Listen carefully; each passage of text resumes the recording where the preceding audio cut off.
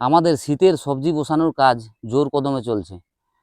যদিও একটু দেরি করে ফেলেছি, অত্যধিক বৃষ্টির কারণে প্রথম দিকে আমরা সবজি চাষটা শুরু করতে পারিনি।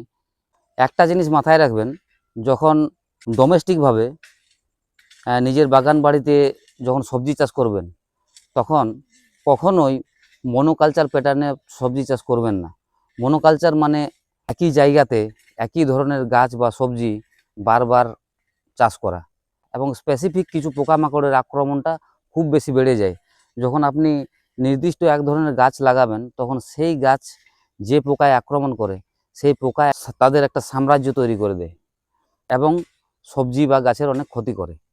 বিশেষ বিশেষ কিছু জায়গাতে মনোকালচার প্যাটার্নটাকে ফলো করতেই হয়, কারণ আপনি যখন কোনো কমার্শিয়ালি কিছু চাষবাস করবেন, তখন সেখানে অনেকটা বিস্তীর্ণ জায়গা জুড়ে এবং একই ধরনের গাছ আপনি সেখানে লাগাবেন।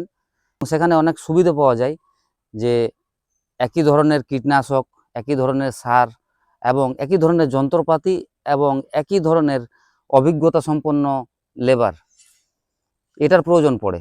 তাই সেখানে মনোকালচারটা একটু সুবিধাজনক হয়। কিন্তু যখন আপনি নিজের বাগান বাড়িতে ডোমেস্টিকভাবে সবজি চাষ করবেন, তখন কিন্তু এই পলিকালচার প্যাটার্নটাকে ফলো করার চেষ্টা করবেন।